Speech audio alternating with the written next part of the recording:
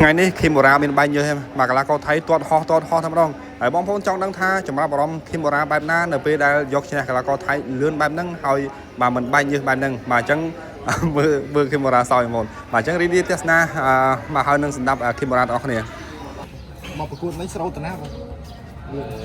រត់នេះមើលទៅយើងអាចស៊ីបានយើងស៊ីហើយមកស៊ីខ្លួនតន់កុំឲ្យស៊ីខ្លួនតន់ព្រោះសហព័ន្ធចែងច្បាប់ថ្មីមិនខ្លះបងបើយើងវាយបានត្រឡប់ទៅគេមួយទៅក្រោយមកហើយដល់ពេលអញ្ចឹងអត់ຕົកឡើយបងឱកាសមកដល់ហើយយើងសេរីទៅ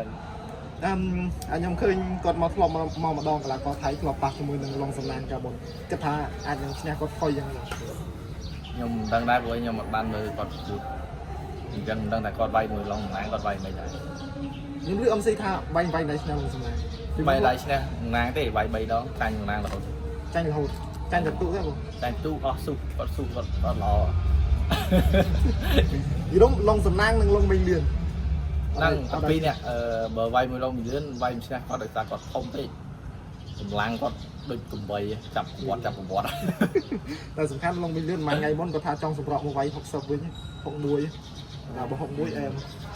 មិនដឹងថាគាត់សម្រងមិនចឹងប្រព័ន្ធណានេះធំ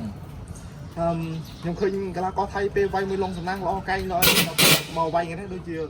លឿនបងចាប់អារម្មណ៍ពេលណាពេលដែលគាត់មកជើងចូលថៃពេលអាកន្លែងយើងទាត់ជើងដំបងត្រូវផ្លូវគាត់មើលទៅទឹកមុខគាត់ដូចអត់ទៅល្អអញ្ចឹងក៏យើងព្យាយាមទាត់ទៀតទៅជាពិសេសលើដំណឹងថា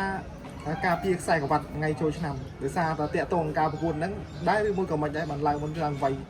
យកតែម្ដងអាហ្នឹងយើងមើលស្ថានភាពជាក់ស្ដែងនៅលើរេងថាយើងមើលទៅយើងអាចវាយបានផងហើយនឹងក៏វាជាប់មកអាហ្នឹងដែរបើមិនយើងអាទិត្យនេះយើងវាយទៅលឿនអត់ជឿខ្លួនថ្ងៃចូលឆ្នាំហ្នឹងយើងក៏វាល្អតាមហ្នឹងដែរតែនិយាយបានថាថ្ងៃច័ន្ទថ្ងៃគេចូលហាត់វិញធម្មតាព្រោះលឿនអញ្ចឹងបាទតែថ្ងៃច័ន្ទយើងនិយាយទៅតែវាយហើយធម្មតាមិនដែរវាយហើយអត់ដែរសម្រាប់អត់ដែរសម្រាប់អត់បើសិនជួនកាលអាចថាបើជឿខ្លួនហើយវាយហាត់មួយថ្ងៃពីរថ្ងៃចាំសម្រាប់គាត់ថាវាយហើយវាត្រួតឲ្យសម្រាប់គាត់ឲ្យហាត់ឲ្យវាឆាប់បាត់ជឿខ្លួនតែមុនការប្រកួតនេះមានក្តីបារម្ភឯងព្រោះឮដំណឹងថាការពារខ្សែក្រវ៉ាត់ហើយលេងមកប្រកួតនេះព្រោះកីឡាមើលឃើញតែពេលខ្លះមានបែកមានអីចឹង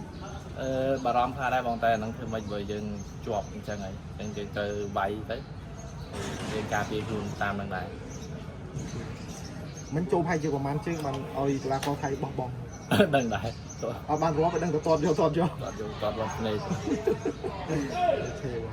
កន្លែងមួយថ្ងៃចូលឆ្នាំវិញប្រកួតនៅណាដែរបងនៅតាមហ្នឹងនៅកំពង់ចាមនៅកំពង់ចាមបាទតែតាក់ទងនឹងដៃគូ